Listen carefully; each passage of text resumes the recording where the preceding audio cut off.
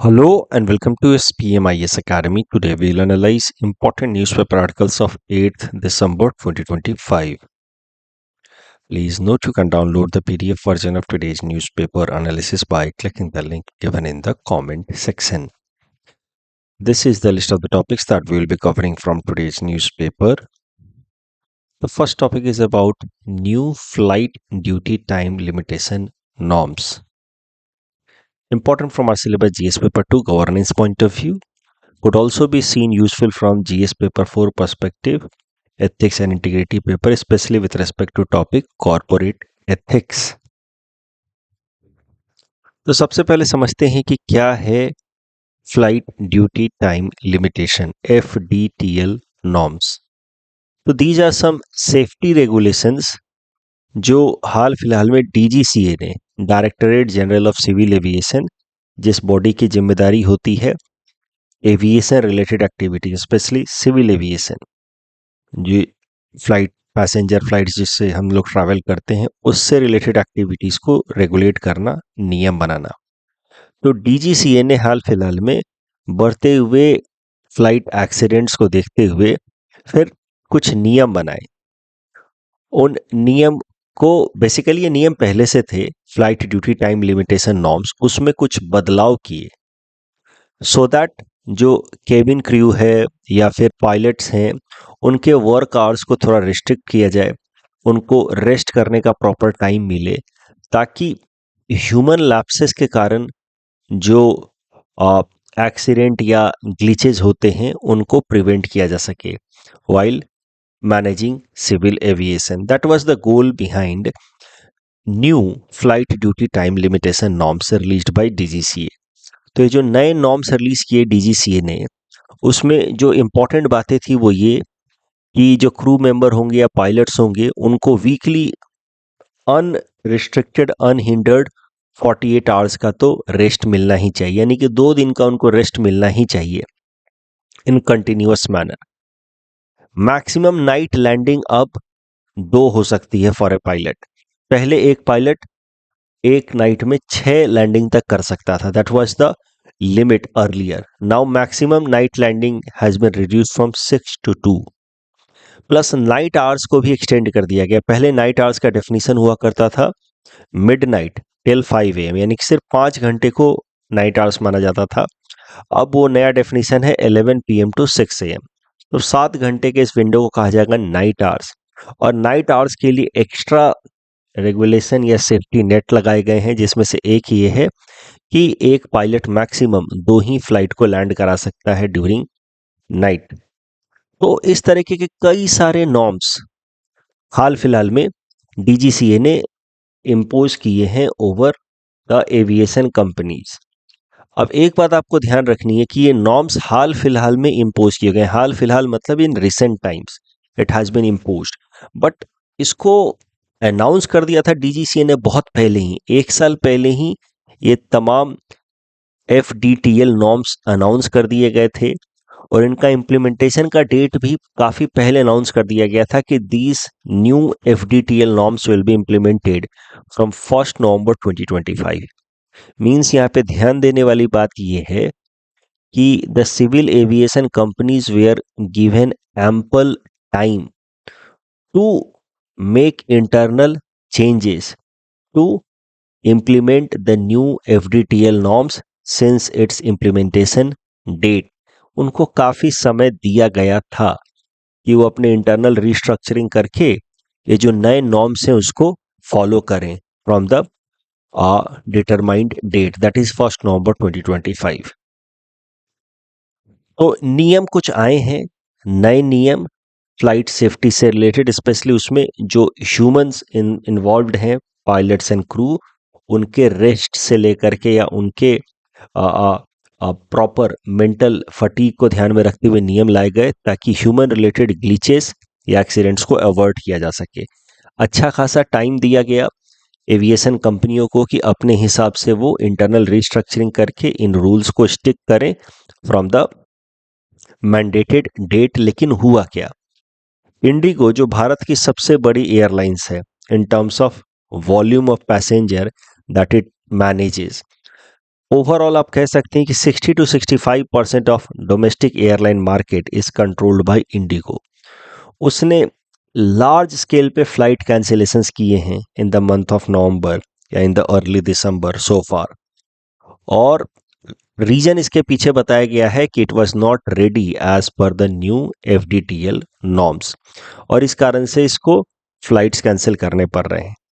अब इतने सारे फ्लाइट्स कैंसिल होने लगे, हजारों हजारों की संख्या में लोग जो है अलग अलग एयरपोर्ट्स पे they have been left stranded. कुछ कुछ फ्लाइट्स के जो दाम हैं, टिकट्स के दाम, वो लाखों लाखों रुपए में जाने लगे। तो फिर मजबूरी में डीजीसीए को अपना जो नॉर्म है एफडीटीएल रिलेटेड नॉर्म, उसको थोड़े टाइम के लिए एग्जेम्प्ट करना पड़ा। उसमें कई सारे उन्होंने हाल फिलहाल में in recent time for the time being relaxation provide करना पड़ा।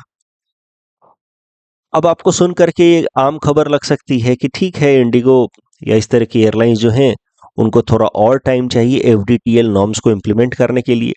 बट ध्यान रहे, ये नॉर्म्स जो हैं वो 1 साल पहले ही लगभग बता दिए गए थे। ऐसा नहीं है कि आउटराइटली ओवरराइट इनको इम्प्लीमेंट किया गया है, फिर भी 1 साल में उन्होंने प्रॉपर प्लानिंग नहीं की। And that is the reason why this current chaos is being considered as a deliberate act by these aviation companies to pressurize government.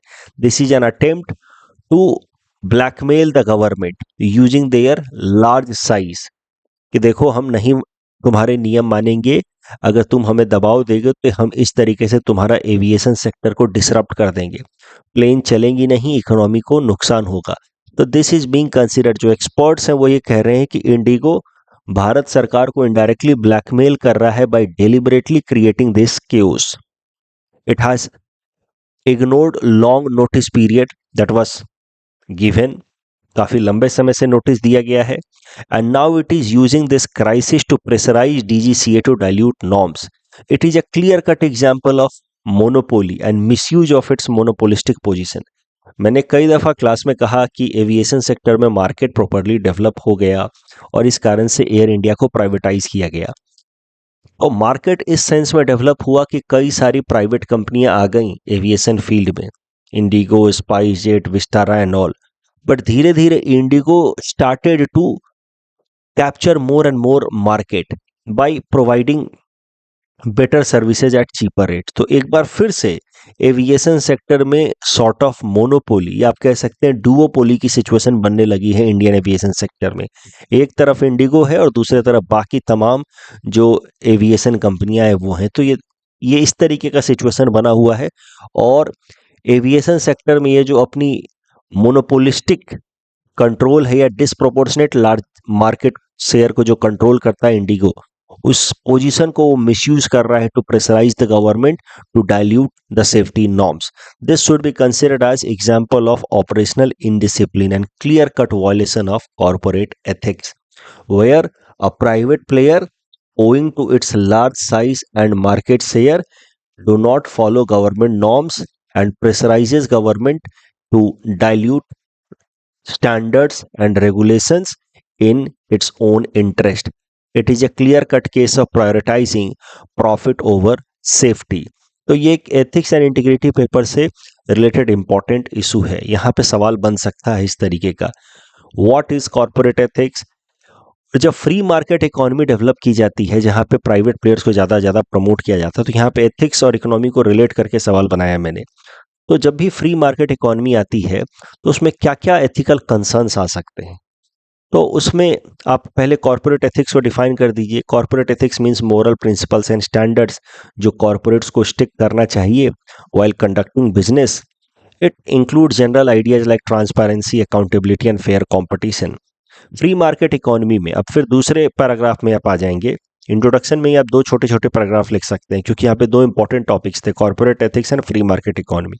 फिर आप फ्री मार्केट इकोनॉमी को थोड़ा सा डिफाइन कर दीजिए। Competition based ecosystem in economy, जिससे efficiency को, innovation को फायदा मिलता है।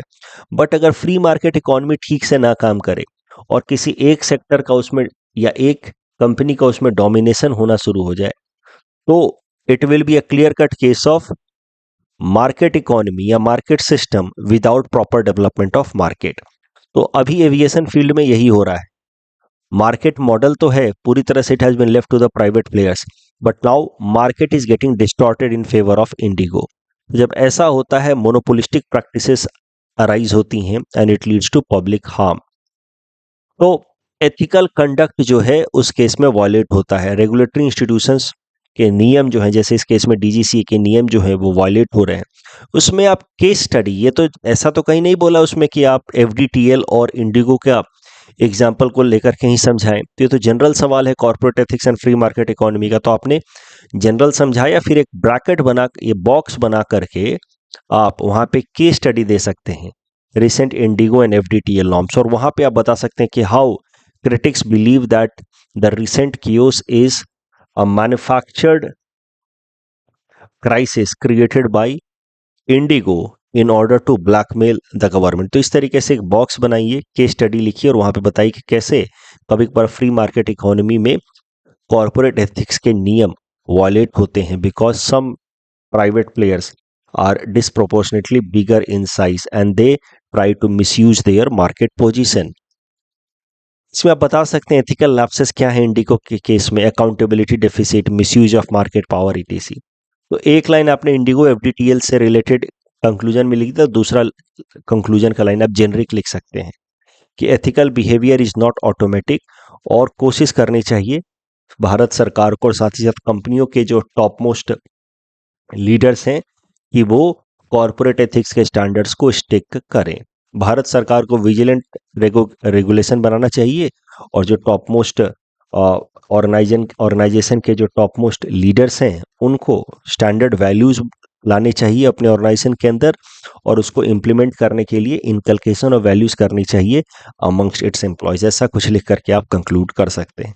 तो एक बड़ा अच्छा प्रश्न बन सकता है यहाँ पे, सिर्फ जीएस पेपर 3 इकोनॉमी के पर्सपेक्टिव से भी बन सकता है, जीएस पेपर 3 और पेपर 4 को मिक्स करके भी बन सकता है। मैंने यहाँ पे पेपर 4 के पर्सपेक्टिव से ये प्रश्न आपको दिया है। Next topic is about Interpol red notice, important from our syllabus GS paper 2 international agencies point of view. Interpol का नाम ही है international police, it is an international criminal police organisation, और दुनिया की 195 देश इसके मेंबर्स हैं। इसका हेड क्वार्टर है इस एजेंसी का at Lyon in France. It was established in 1923 and India has been part of Interpol since 1949। Interpol करता क्या है? ये दुनिया भर के जो भी पुलिस हैं, अलग अलग देशों की पुलिस हैं, उनको आपस में कोऑर्डिनेट करने में हेल्प करता है। So it provides as a common platform on which the police of different countries could coordinate and correlate with each other. इसके मदद से पूरे दुनिया भर में यूनिफॉर्म तरीके से, कोऑर्डिनेटेड तरीके से कुछ इंटरनेशनल या क्रॉस बॉर्डर क्राइम्स जैसे कि terrorism, sexual abuse of children, child pornography, organised crimes, international fugitives यानी कि एक देश में क्राइम किया दूसरे देश में भाग गए, ऐसे लोगों को पकड़ने में and bringing them to the justice, उसमें इंटरपोल काफ़ी प्रोएक्टिव रोल प्ले करता है।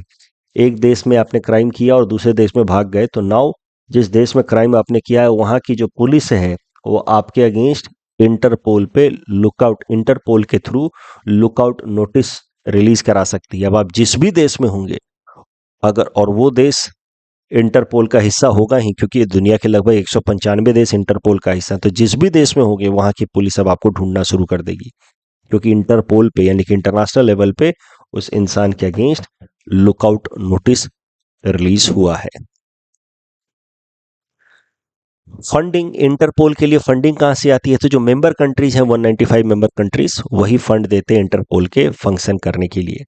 The president of Interpol is elected by general assembly of Interpol and president holds office for 4 years। Bharat की तरफ से it is CBI which liaises with Interpol, यानी कि भारत की तरफ से जो एजेंसी जो भारत के तमाम इन्वेस्टिगेशन एजेंसीज के साथ इंटरपोल का लाइसेंसिंग करवाती है वो है सीबीआई। तो भारत की तरफ से आप सरल भाषा में कहें, प्रीलिम्स पर्सपेक्टिव से याद रखिए, इंटरपोल के साथ जो एजेंसी कोऑर्डिनेट करती है वो है सीबीआई। भारत सरकार ने क्या किया, इसी साल जनवरी 2025 में भारत सरकार की होम मिनिस्ट्री ने एक नेशनल पोर्टल लॉन्च किया जिसका नाम है भारत पोल पोर्टल। अब भारत पोल पोर्टल की मदद से क्या किया जा सकता है कि भारत की जितनी भी पुलिस या सिक्योरिटी एजेंसीज हैं वो अब इंटरपोल को कोऑर्डिनेट कर सकती हैं। तो अब होगा क्या कि मान लीजिए कि आंध्र प्रदेश में कोई क्राइम हुआ, तो वहां की जो पुलिस है वो भारत पोल पोर्टल की मदद से उस क्रिमिनल का नाम, डिटेल सीबीआई को कोऑर्डिनेट करा सकती है, और फिर सीबीआई उस क्रिमिनल का नाम और डिटेल जो है फिर इंटरपोल के साथ शेयर कर सकता है या इंटरपोल प्लेटफॉर्म पे शेयर कर सकता है। पॉइंट ये है कि अपने देश के अंदर जितनी भी सिक्योरिटी एंड इन्वेस्टिगेशन एजेंसीज हैं वो आपस में कोऑर्डिनेट कर पाए और वो फिर सीबीआई को इंफॉर्मेशन दे पाए इन एन इंटीग्रेटेड मैनर, जिससे सीबीआई फिर इंटरपोल लेवल पे वो इंफॉर्मेशन को शेयर कर पाए। इसके लिए भारत में एक प्लेटफॉर्म बनाया गया है जिसका नाम है भारत पोल portal. So this Bharat Pol portal aims to provide police and security agencies in India a seamless connect to Interpol. Of course बीच में CBI होती है as an intermediary। तो अब ये भारत के अंदर एक नेशनल लेवल का ये प्लेटफॉर्म हो गया भारत पोल, जिस पे हमारे देश की जितनी भी सिक्योरिटी एजेंसीज हैं वो आपस में कोऑर्डिनेट कर सकती हैं। तो ये इंटरपोल लेवल का आप कह सकते हैं देश के अंदर का ये प्लेटफॉर्म है। फिर से समझिए, भारत पोल दो काम करेगा। एक तो इंटरपोल जैसा देश के अंदर जो तमाम सिक्योरिटी एजेंसीज हैं उसके बीच में आपस में कोऑपरेशन करवाएगा। आंध्र प्रदेश में क्राइम किया, भाग गया कर्नाटका में, पंजाब में क्राइम किया, भाग गया केरला में, तो आपस में जो पुलिस एजेंसीज हैं, सिक्योरिटी एजेंसीज हैं, इनको आपस में कोऑर्डिनेट करने में हेल्प करेगा भारत पोल। प्लस भारत पोल की मदद से जो हमारे देश की जो पुलिस एजेंसीज हैं वो सीबीआई से कोऑर्डिनेट कर पाएंगी ताकि इंटरनेशनल लेवल पे किसी क्रिमिनल के अगेंस्ट लुकआउट नोटिस रजिस्टर कराया जा सके। तो सरल भाषा में कहें तो इंटरपोल का नेशनल वर्जन आया है भारत पोल पोर्टल। भारत की एजेंसी उस पर कोऑर्डिनेट करेंगी, प्लस भारत पोल पोर्टल की मदद से भारत की एजेंसी जो है वो इंटरपोल प्लेटफॉर्म पे भी अपना इंफॉर्मेशन शेयर कर सकती हैं।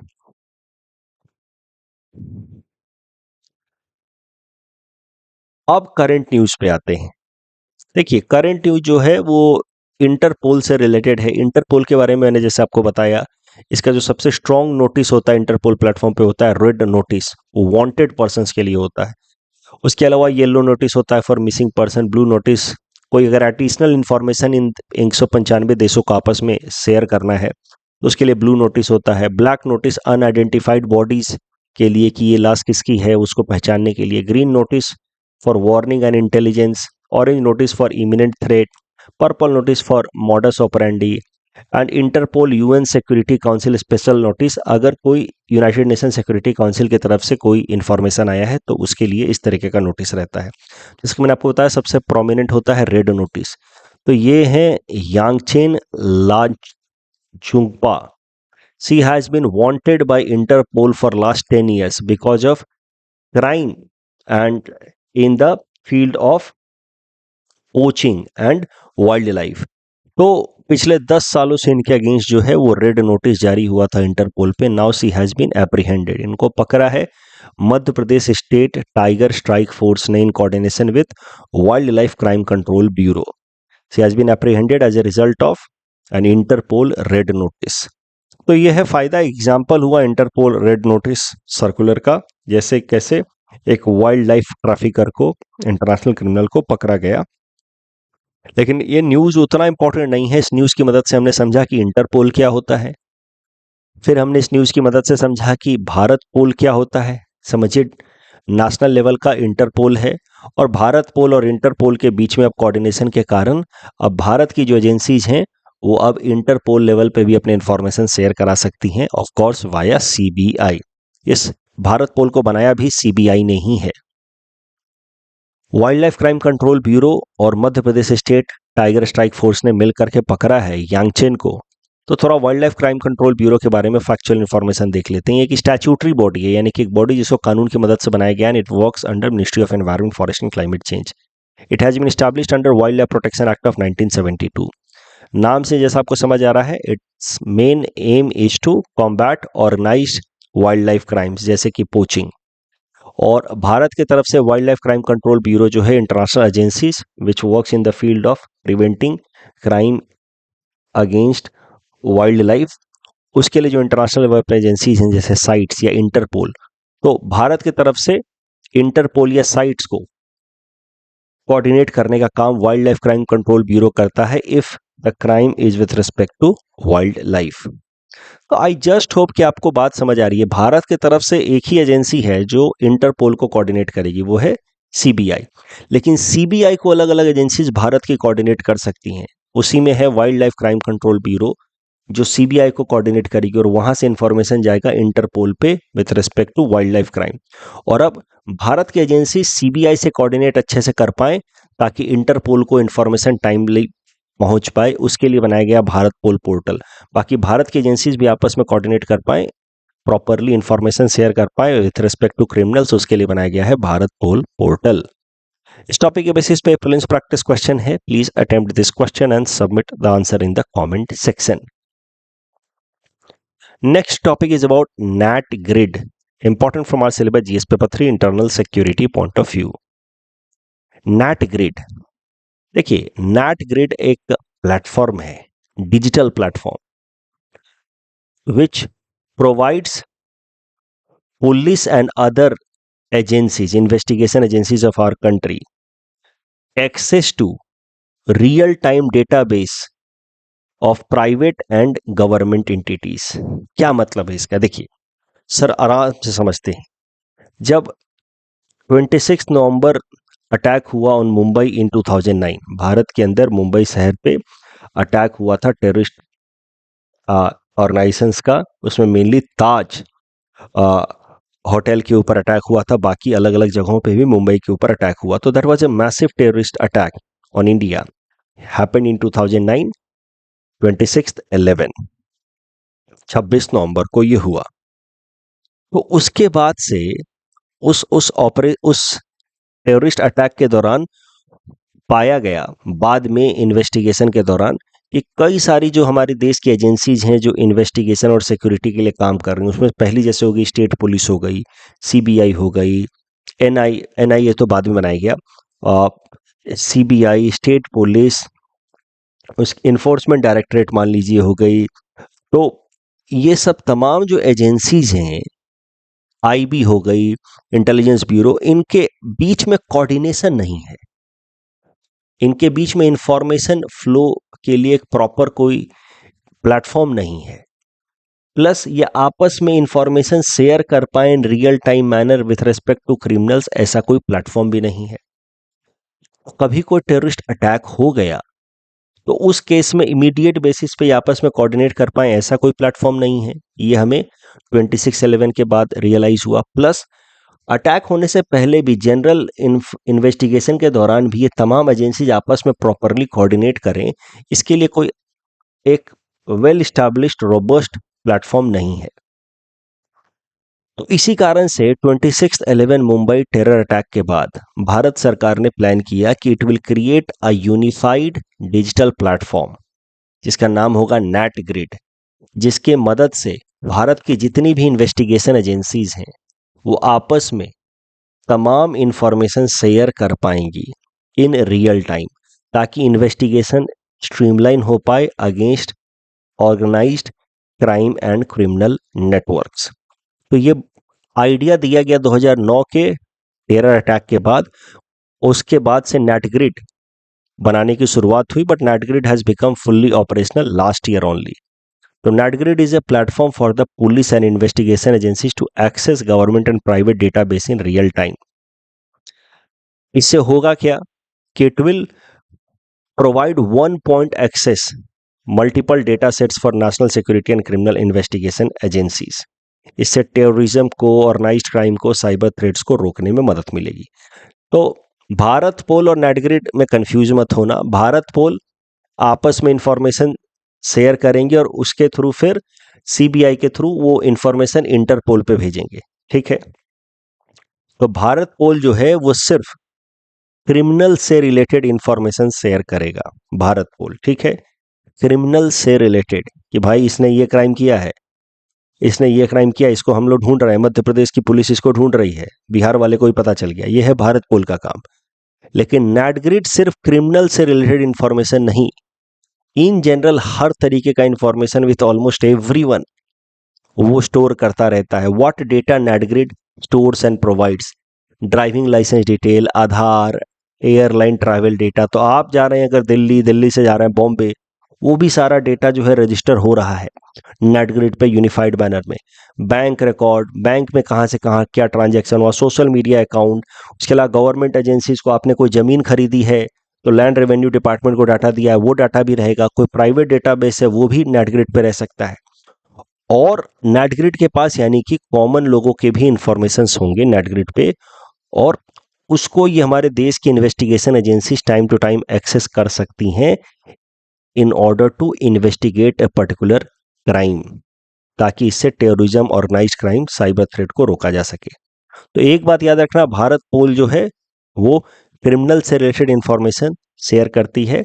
नेटग्रिड जो है इंफॉर्मेशन इन जनरल सबसे रिलेटेड स्टोर करता रहता है, जिसको हमारे देश की इन्वेस्टिगेशन एजेंसीज एक्सेस करेंगी in order to solve a crime या इन्वेस्टिगेट अ क्राइम। अब करंट न्यूज ये है कि अभी तक नेटग्रिड के जो इन्फॉर्मेशन है, वैसे नेटग्रिड एक साल पहले फंक्शनल हो गया, नेटग्रिड के इन्फॉर्मेशन जो है सिर्फ 10 एजेंसीज, भारत के टॉप एजेंसीज के लिए ही एक्सेसिबल थे, जिसमें से जैसे इंटेलिजेंस ब्यूरो हो गया, रिसर्च एनालिसिस विंग रॉ हो गया, directorate general of civil excise intelligence, central bureau CBI हो गया, central bureau of investigation FIU हो गया।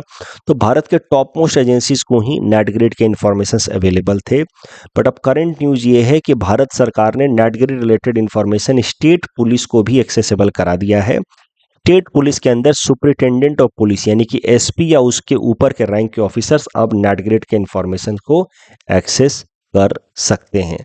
The information which was earlier restricted only to 10 central agencies, that too of topmost level, IB and raw जैसे, अब उसको भारत के जो state police हैं उनके सुपरिटेंडेंट ऑफ पुलिस या उसके ऊपर के लेवल के ऑफिसर्स एक्सेस कर सकते हैं in order to investigate any crime.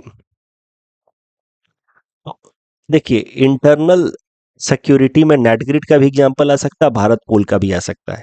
आज दोनों टॉपिक मैंने एक साथ जानबूझ करके लिया है। आई जस्ट होप कि आप भारत पोल और नेटग्रिड में कंफ्यूज नहीं है। भारत पोल क्रिमिनल्स का इंफॉर्मेशन पुलिस आपस में शेयर करेगी या स्टेट लेवल की एजेंसी शेयर करेगी, और इंटरनेशनल लेवल पे करवाना है तो सीबीआई के थ्रू करवाएगी इंटरपोल पे। नेटग्रिड जो जनरल इंफॉर्मेशन है ताकि इन्वेस्टिगेशन में काम आए। इस टॉपिक बेसिस पे प्रीलिम्स प्रैक्टिस क्वेश्चन है, please attempt this question and submit the answer in the comment section. Next topic is about Hindu rate of growth. GS paper 3 Indian economy perspective से important हो सकता है। देखिए, Indian economy के context में एक term इस्तेमाल किया जाता है, Hindu rate of growth. This term is used in order to define the slow growth rate of Indian economy that was witnessed from 1950 to 1980।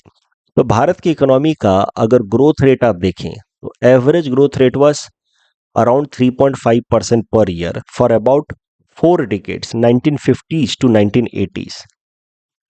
और ये जो स्लो ग्रोथ रेट भारत का लगभग 35 से 40 सालों तक रहा है, 1950 से लेकर के 1980 के अंत तक, इस स्लो ग्रोथ रेट को कभी कभार नाम दे दिया जाता है Hindu rate of growth. This term was coined by Indian economist Raj Krishna in 1978, और तब से ये जो इंडियन इकोनॉमिक एकेडमिक्स या जो जर्नल्स हैं उसमें फ्रिक्वेंटली ये शब्द इस्तेमाल होता है, Hindu rate of growth, slow growth rate of Indian economy from 1950s to 1980s। Bharat के अंदर ये जो हिंदू रेट ऑफ ग्रोथ है या स्लो ग्रोथ रेट है, उससे इंडियन इकोनॉमी ब्रेक फ्री हुई पोस्ट 1991 एलपीजी रिफॉर्म्स। उसके बाद से हमारा एवरेज ग्रोथ रेट 6 to 8% के बीच में रहता है। तो आप एक लाइन में कह सकते हैं Hindu rate of growth relates to the slow या low growth rate in the Indian economy witnessed for about 4 decades before liberalisation happened in the Indian economy in 1991। अब सवाल ये उठता है कि इसको हिंदू रेट ऑफ ग्रोथ क्यों कहते हैं, इसका हिंदू से क्या लेना देना है। तो राज कृष्णा जी जिन्होंने ये टर्म कॉइन किया, उनका अंडरस्टैंडिंग ऐसा था कि भारत की इकोनॉमी का जो ग्रोथ रेट है काफ़ी स्लो रहा है for about 40 years, it is related with the cultural attitude of Hindu civilisation. Cultural attitude क्या है इसमें कि हम लोग रिस्क कम लेते हैं, रिस्क एवर्जन ज़्यादा है, रिस्क एवर्जन हमारा टेंडेंसी रहता है, यानी कि रिस्क टेंडेंसी, टेकिंग टेंडेंसी कम होती है हमारे अंदर। हम लोग फैटलिज्म, यानी कि अब ठीक है जो हो रहा है, अपनी किस्मत के भरोसे सब छोड़ देते हैं, बहुत ज़्यादा रिस्क नहीं लेते, किस्मत के भरोसे छोड़ देते हैं, and that has contributed to slow growth rate. ऐसा राजकृष्णा जी ने आर्ग्यू किया जब उन्होंने शब्द इस्तेमाल किया Hindu rate of growth. So he particularly claimed that it is our cultural attitude that is reason behind slow growth rate of Indian economy for about 4 decades। अब यहाँ पे एक और बात ध्यान रहे, हिंदू सिविलाइजेशन उनका मतलब हिंदू रिलीजन के लोग ही नहीं था सिर्फ। हिंदू सिविलाइजेशन मतलब द लाइफस्टाइल या thought process of the people who have lived on Indian subcontinent for millenniums. तो हिंदू सिविलाइजेशन से हिंदू रिलीजन नहीं था। Hindu civilisation by collectively means Hindu, Buddhist, Jain, Sikhs and to some extent Islams and Christians also, though Islamic and Christian people came slightly later as compared to Hindus, Buddhist and Jain या Sikh। But ये Hindu civilisation means mindset या mentality of the people who have lived on this land of Indian सब continent. यहाँ के लोगों का tendency थोड़ा सा रिस्क टेकिंग नहीं है, रिस्क एवर्सिव हम लोग ज़्यादा हैं, फैटलिज्म यानी कि छोड़ देते हैं भगवान भरोसे, ये सब कारण से हमारा ग्रोथ रेट काफ़ी स्लो रहा, ऐसा राजकृष्णा जी ने आर्ग्यू किया 1978 में। और इसी कारण से उन्होंने जो भारत की इकोनॉमी का स्लो ग्रोथ रेट रहा है फ्रॉम 1950s टू 1980s, उसको नाम दिया हिंदू रेट ऑफ ग्रोथ। हाल फिलहाल में ये टर्म काफ़ी न्यूज़ में आया है क्योंकि प्रधानमंत्री नरेंद्र मोदी जी ने क्रिटिसाइज किया है इस टर्म को, हिंदू रेट ऑफ ग्रोथ को उन्होंने क्रिटिसाइज किया। उन्होंने कहा कि ये अनफेयरली मलाइन कर रहा है हमारे इमेज को, पूरे सिविलाइजेशन को बदनाम किया जा रहा है कि हमारी टेंडेंसी ऐसी है कि हम लोग ग्रो नहीं कर सकते economically. This is a wrong term and it must be discarded. It basically indirectly claims that poverty is synonyms to Hinduism या हिंदू सिविलाइजेशन। ऐसा नहीं है।